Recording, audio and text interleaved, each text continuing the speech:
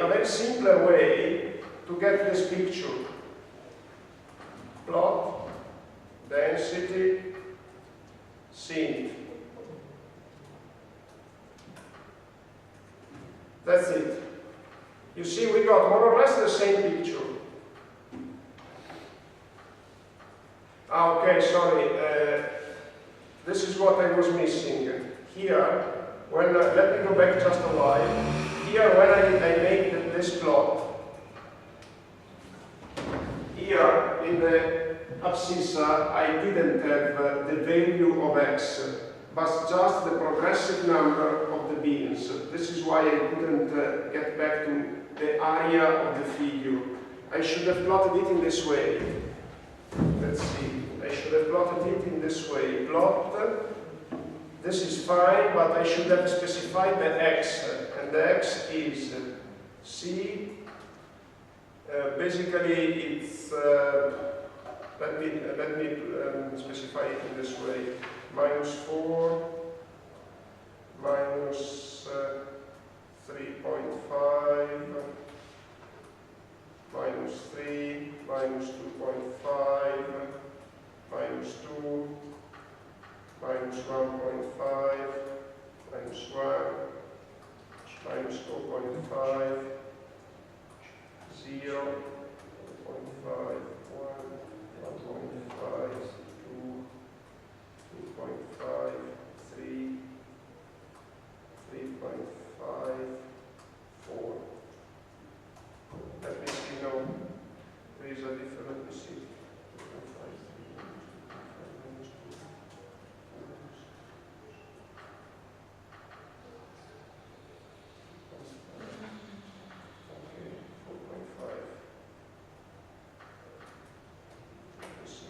Now should be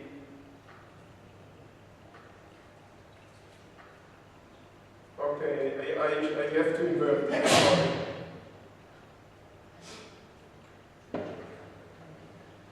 Because it wants the x first and the y second.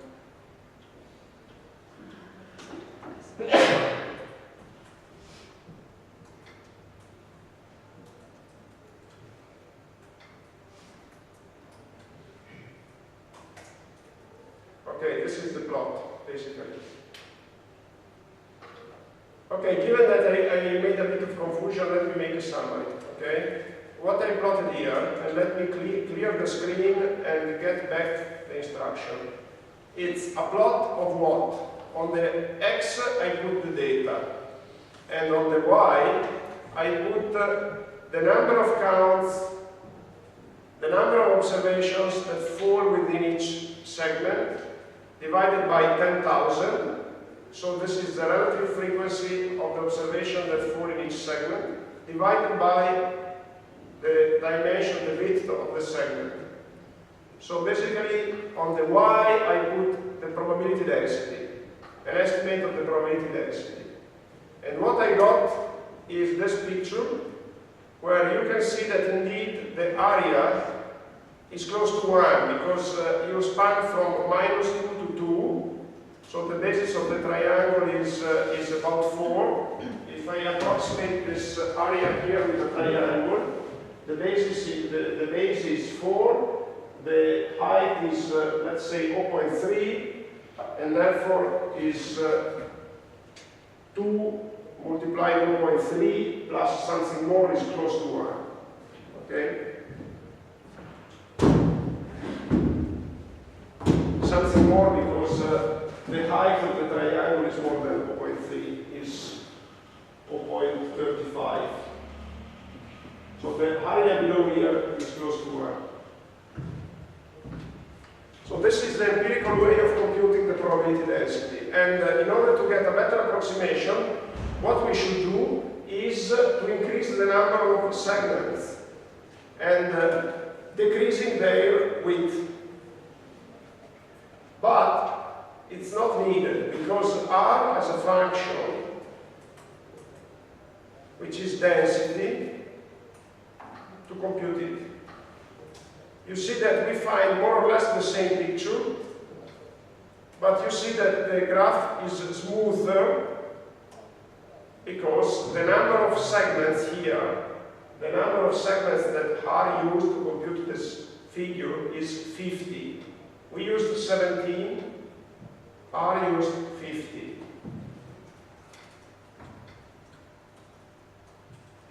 Good. So, basically, besides learning how to compute this distribution, to estimate these densities in R, I just want you to know that the density is symmetric.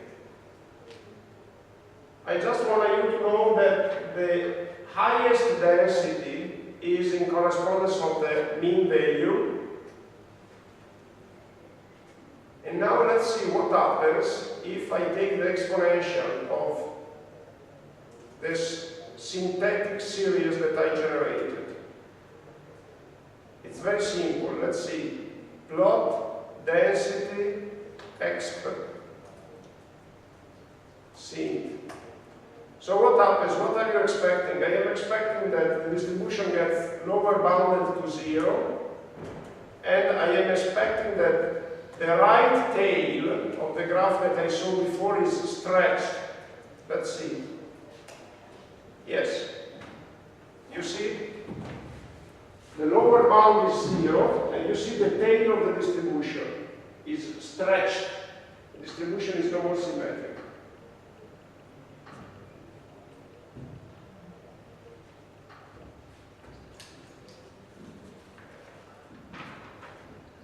And let's see how it looks in a plot. Let's just remember, if you plot of synth,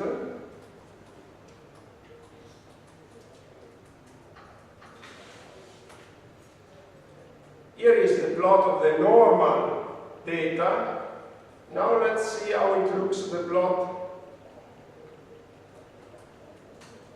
of the exponential of the data. You see, the upper extremes are stretched, and the lower bound is 0.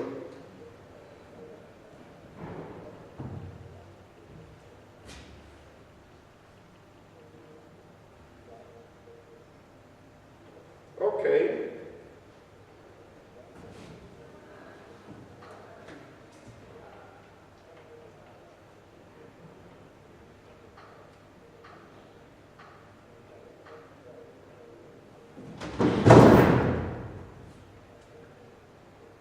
I think that here we can stop playing with random numbers. I just wanted to show you how they look, data from the normal distribution and abnormal distribution, etc. And I think we can go back to the previous exercise, and in particular, not really the previous, but the application of the same data of the I-mode rainfall model. Before we move forward, I just wanted to ask you now your question. You said that when we started the first exercise, we started from... yeah, we had like, where we sum up the rainfall, yeah, the Q, and there was to 15. Exactly. Because we assumed that the concentration time of the catch, the time of concentration was 15 hours. Okay. And therefore, according to the time area method, if the time of concentration is 15 hours, you get the river flow as a weighted average of the previous 15 rainfalls. Because the time of concentration is the time after which rainfall is no more effective on the river flow. Because if you have a rainfall now, it takes 15 hours at most for the rainfall to get to the closure. It means that after more than 15 hours, all the rainfall that occurs now already reached the closures, so it's not more effective. So this implies that your river flow at the closure is a weighted average of the past 15 rainfall, no more than that. It's clear? Okay, perfect. Now, you already have the series of the data, which I didn't keep, but it's just a problem. It's just my problem. And the most important thing now is to get from my website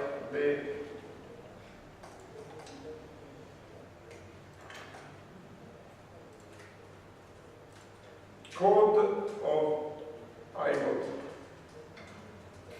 R code for the application of the iMode model. Here it is. So let me save it in my desktop, and then we have to understand how it works.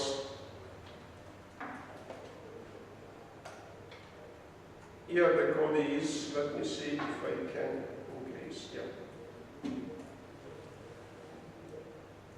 And you know, it's not an easy thing to understand how this code works. We are lucky that it's very short, but it's not so easy. To run it is very easy, you will see, very simple. But to understand how it works is not so easy. Okay, let me try. First of all, it is defined as a function, and the argument of the function are the model parameters. Why it is defined as a function? Because I want to prepare for the automatic calibration of the parameters. And you may remember that our optimizator wants a function to be minimized, and the argument of the function should be the parameters to optimize. And therefore, I am preparing the code for the application of iMode as a function. This is the area of the catchment expressed in square meters. And you may remember that we are dealing with a catchment that has an area of 1,314 square kilometers.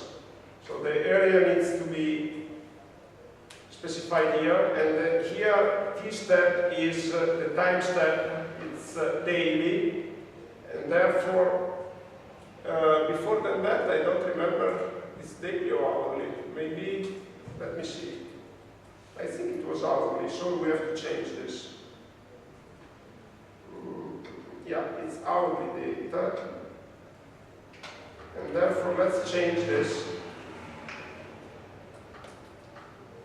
No problem, these are parameters that you can change, of course. And also the number of simulations, this is to be changed. I don't remember how many numbers we have to simulate, so I think you remember, because we excluded the first 2,000 or the first 1,800. I think we excluded the first 1,800, and therefore the total number was something like 6,000, something like that. But anyway, you have to put the total number of data here. Okay? And then this QI is the initial value of the river flow. In order to better specify the initial condition, this code allows you to specify the initial value. So what you should do is to write here the first river flow observation that you have in your data set. Okay, this is a converting factor that is computed now, because in order to express the river flow in cubic meters per second, you need to use this conversion factor. And basically, it is expressed in this way because rainfall is in millimeters, and therefore you need to divide rainfall by 1,000 here, and then you need to divide for the time step, because rainfall is expressed in millimeters per hour, so you need to divide by the time step here, and then rainfall needs to be multiplied by the area of the catchment to get the volume of rainfall, because I need to use as input the volume of rainfall in cubic meters per second. So basically I have to divide the millimeters by 1,000 to get it in meters, and I have to divide by the time step in order to get meters per second, and then I have to multiply for the area of the catchment to get it in cubic meters per second. Very simple. And these are the parameters. I define the parameters through these variables in order to make them better identifiable. So the maximum storage in the catchment is the first parameter, the beta dictating the shape of the curve regulating the change of storage in the catchment is the second parameter, alpha is the parameter that allows you to split the runoff production in slow flow and quick flow, and it's the third parameters, and then we have the two constants, time constants for the reservoir that are used to perform the flow routing. They are the fourth and fifth parameter. Good. Now, here some variables are initialized. Sorry if it is written in Italian here, but this means initialization of variables. And then we have some variables that are initialized. What's important to focus on now is that W's law is the water content of the reservoir that is used to route the low flow. And this water content is expressed depending on Qi, the initial river flow. So this instruction here allows the code to set up the water content of the slow reservoir in order to be able to simulate the first time step, the initial river flow that you specify, Qi. The water content of the quick reservoirs, they are 3, but their total amount of water stored by them is set to 0. Okay, and then ER1 is the amount of surface runoff. ER2 I will explain later what is. This is the total. ER is ER1 plus ER2, we will see later, and this is evapotranspiration. Be careful here. We have to change these numbers in delta T. Otherwise, you have to change this, you know. But it's better to use this.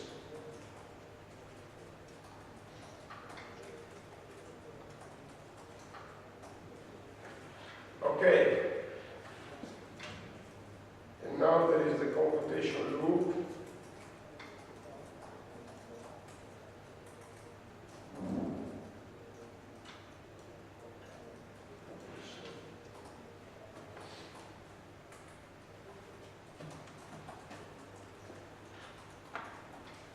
Okay, I am translating and then I will change.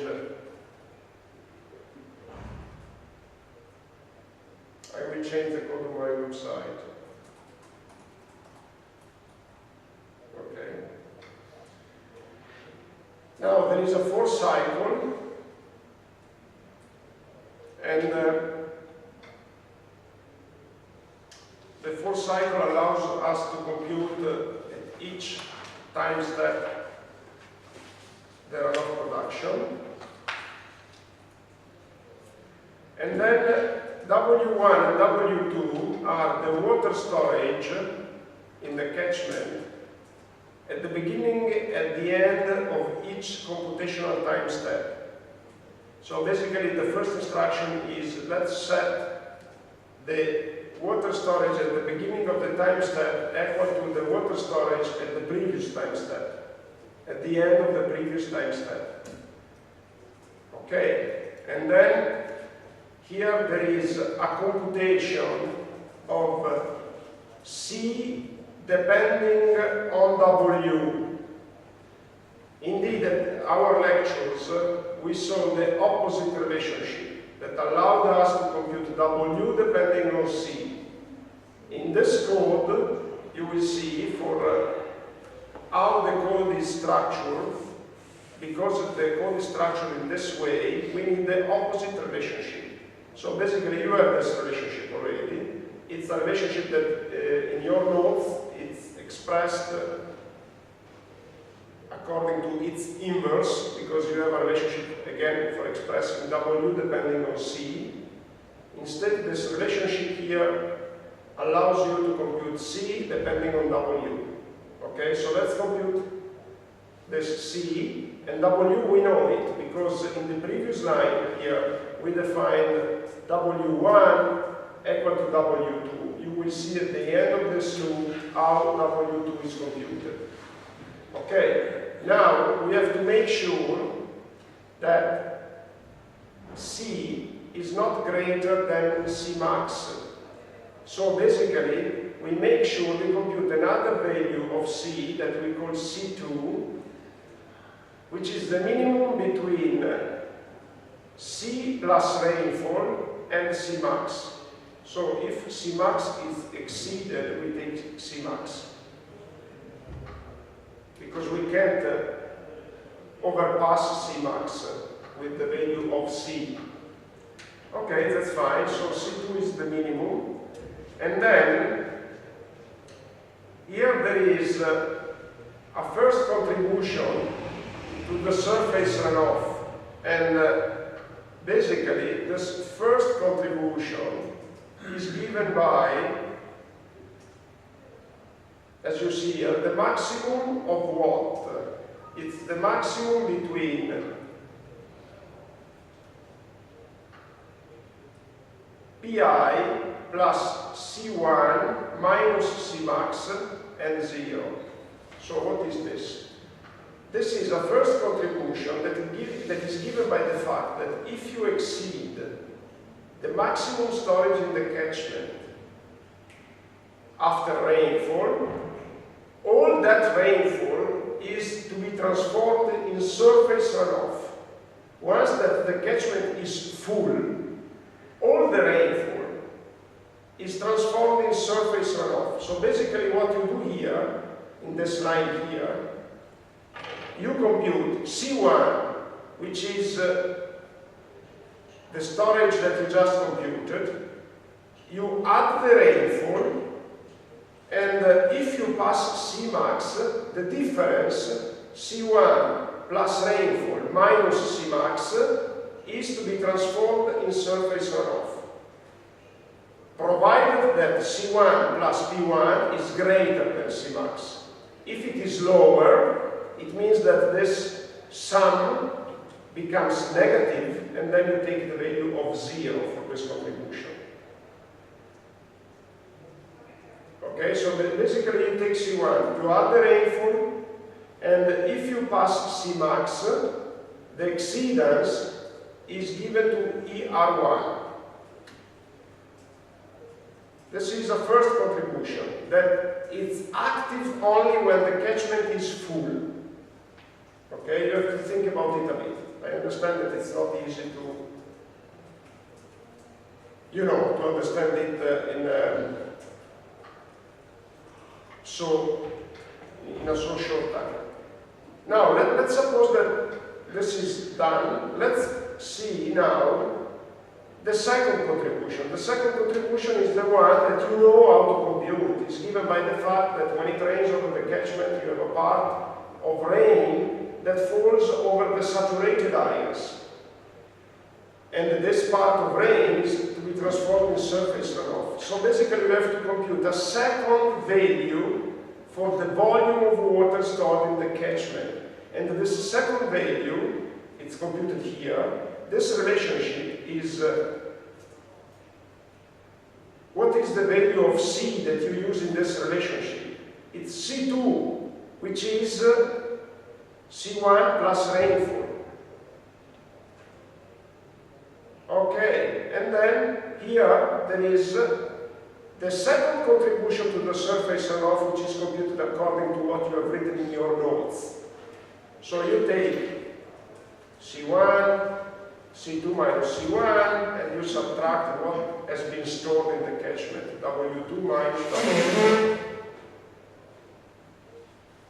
That's it. And now here, what it's done here is the computation of the evapotranspiration. And I told you that evapotranspiration is maximum when the water stored in the catchment is maximum. If no water is stored in the catchment, evapotranspiration is 0. And we didn't spend much detail on the computation of evapotranspiration. I told you this is just an empirical relationship which I introduced to you during the lectures. There is one thing that I didn't tell you, And I tell you now, evapotranspiration, when it is computed by making reference to a potential value. The potential value of evapotranspiration is the maximum that you have when you have unlimited availability of water in the catchment. So this EP is the maximum value that you attain only when you have plenty of water in the catchment. And this EP is the value that is given in your data set. In the data set that you downloaded from my website, there is the evapotranspiration value in the right column. It's close to rainfall, and what you see there is the potential evapotranspiration. And that value should be reduced if the volume of the catchment is lower than its maximum. And this is what is done here. So basically the value that you compute is lower or equal than EP that you see here. Okay. Now, what is done here is very simple. The volume of water stored in the catchment is decreased by subtracting evapotranspiration. And let's make sure that we don't go below zero. So this is why here there is a max. So you have some water stored in the catchment, you decrease it because you have evapotranspiration. And let's make sure that you don't get lower than zero. And then here you see ER is just the sum of ER1 plus ER2. Okay, and now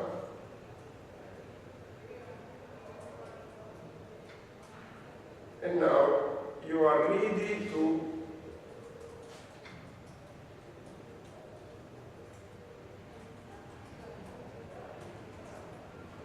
subdivide the surface runoff in quick and slow according to alpha.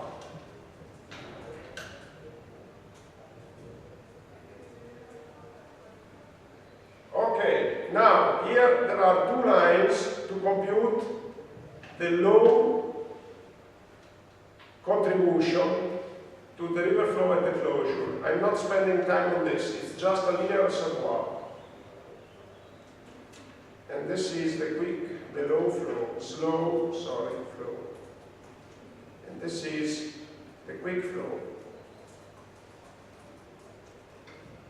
And here you have again the repetition of three reservoirs. I'm not spending time on this.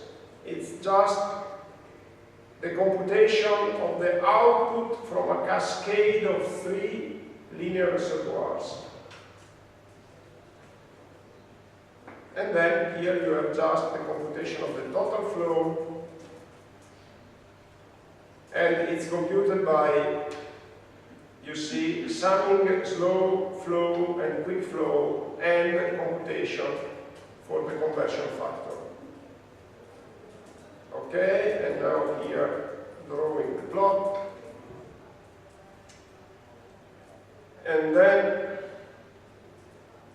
here you see there is a plot of what? Of the simulated flow. And the plot is limited to this range. I think to make it more general, we should modify this. I think we should put here the max of C, max QT, max QOS should be fine. Let's see. A parenthesis is missing. Okay.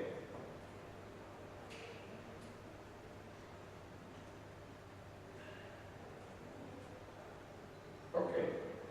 In this way, the plot is limited, the ordinates are limited between 0 and the maximum value between the observed and simulated river flows. And then here I put the observed flow as points. Here, this instruction, you can also remove it. It serves to plot on the screen the parameter values if you are interested to see them. And then you know, the instruction return, you may choose whether you want to return the flows, the computed flows, or the sum of squares. And this can be included into R with the only need to specify the number of data. Okay, so basically if you have some time, I think we can, some time I mean 10 minutes, I think we can run it. And then, of course, you need to, if you want to understand this code, you need to spend some time on it. And because running it is very simple. And also it's very, very fast. If you want to learn how it works, you have to spend some time on it. And I will upload this soon on the website with these corrections.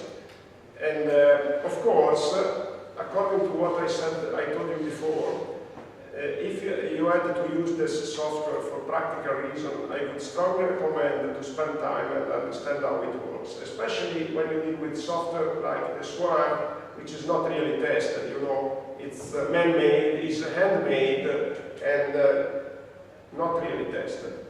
Okay, now, if you want to run it, let me now upload the data, because I don't have them. But you do, you don't have all of them, because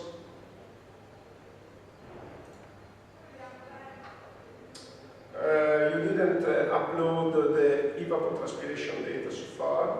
Let me take also the river flows. Okay. Now, quickly, I compute, quickly I upload the data. So let me start with the flows. Flows equal scan. I think I have to skip 2 lines. Okay, this is good, already uploaded.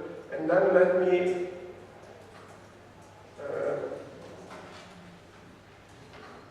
upload the rainfall and evapotranspiration data. You may remember that we need to transform it in a matrix.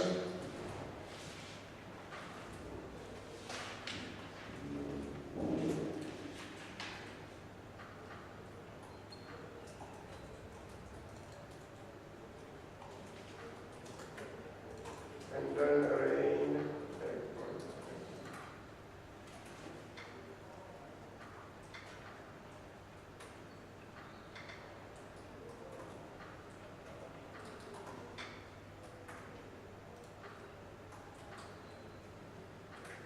Okay, let me make a check.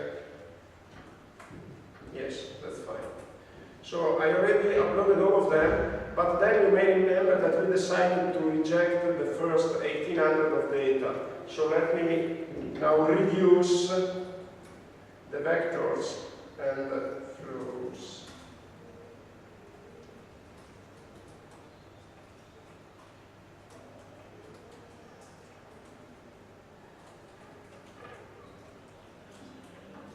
Okay, and then rain.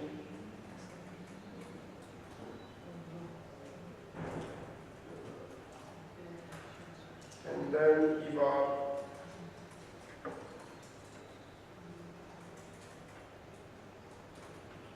Good. I think we are ready. Let me see the length of the data now.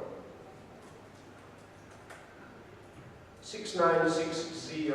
So this is the number that I have to specify in the code. So here, let me go back to the code. The code is here. 6960. And let me put a note here.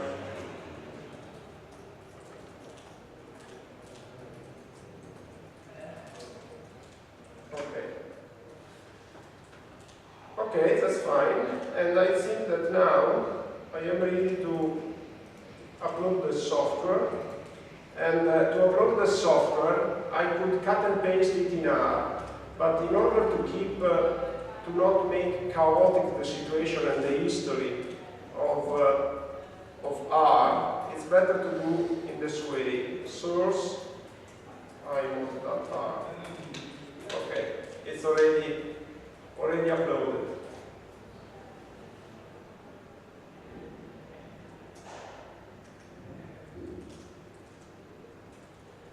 Okay, and now we are ready to compute it. Let me make a check of the name of the variables, because it's important that they have the same name in the code and in R. So let me check in the code. I call the variables QoS and then P for rainfall and EP for evapotranspiration. So let me change the names, okay? So QoS is equal to flows, and then P is equal to rain, and then EP is equal to evapo. Fine, and now I can remove, because I don't need them anymore, flows, rain, evapo, and also rain, evapo. I can remove them. Okay, now I am ready to apply the model. And of course I have to guess the number of the value of the parameters. So, I don't know, let me guess it. 400 for the maximum storage. And let me put beta is varying from 0 to 1, let's try with 0.2, and then we have alpha, let's say 0.3, not sure. And then we have the k values. Let me try with 1000.